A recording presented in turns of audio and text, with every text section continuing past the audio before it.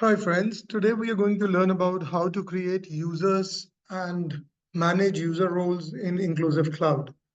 We're going to quickly learn about how to create a new user, how to assign a new role, how to change users when they leave your organization, and resetting password for users.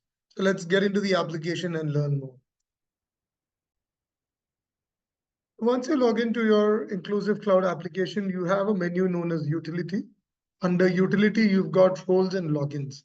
So you could start by two ways. You could either create a role at first and then move on to creation of a user, or you can use one of the default roles available in the system.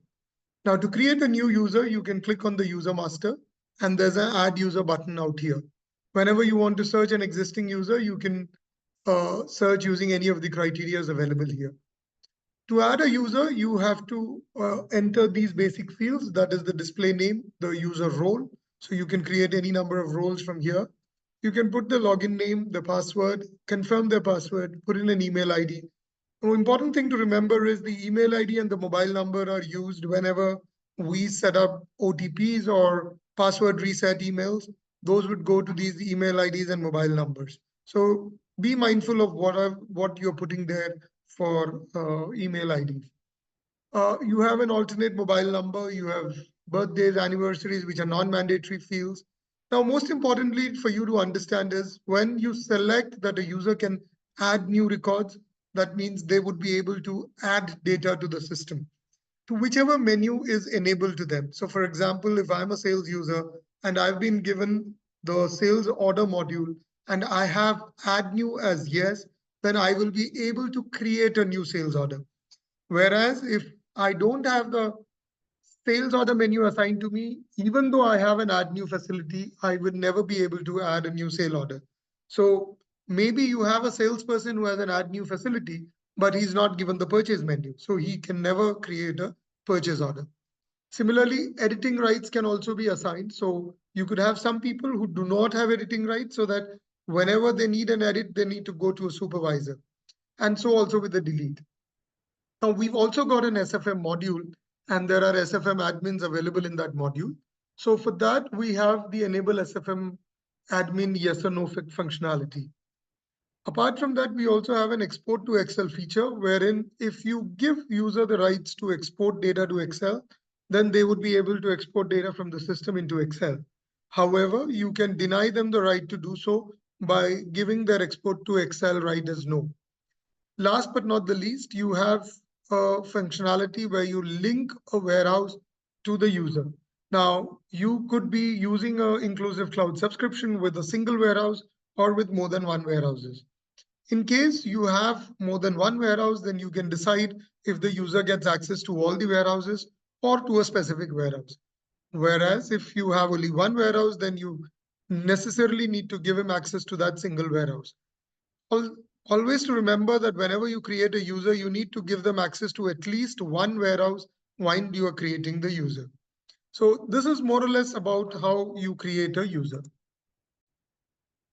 Now, you may have a scenario where one of your employees leaves you and you want to use that user for a new employee who joins in their place. So for that, what you can do is you can search from the user list and you have all these users there. You can select on any one user and you can modify them. Now, while you modify, you can change the display name. So, and you can change the login name too. Now, once you change the login name, the sad part is you are not able to uh, edit their password from here. So I'll explain you that shortly as to how you know, change their password. So now we've defaulted them to two warehouses. I will save this. So now the old user goes away and the new user comes up. Now, in case I want to reset the password, I have two ways of doing it. I can reset the password here. I can click on reset password and automatically their username will become their password. So the password is the same as username. And whenever the user logs in using the Ajit K login name, then he can go there and change his password. So he can put in his old password, type in whatever new password he wants and get the password that he wishes to have. And last but not the least, you can always create new roles and define whatever you want to give to each user. So you can go to role master and you can add roles. You can define the roles by what you want to name them as. So maybe you have a role for a warehouse manager. So you could define the role as such, and then you can give which IDs you want to assign. So you've got a role ID and the link name. So I want to give into masters and I want to give them, say, maybe just the country, state, and city master. I want to go to transactions and I want to give them maybe sales bill modification transaction. I want to go to utility and give them something known as customer address printing or upload items. So you can define what all you want to give a particular user. Always remember, these are the main menus which are available here. And if you want to enable one of these menus, you have to enable the first menu or the first option under that menu. So irrespective of whether you have added all the things inside this, but if you don't enable the first menu, you would still not be able to give them access to the system. So ideally, whenever you want to do sales orders, you need to assign the first menu. If without doing that, if you assign all the other menus, they would not be able to see this menu. So it's not pretty difficult. You can figure it out while you use the system. And that's the primary reason why we create a lot of user roles and give it out to you. And one of our support team members would be happy to help you.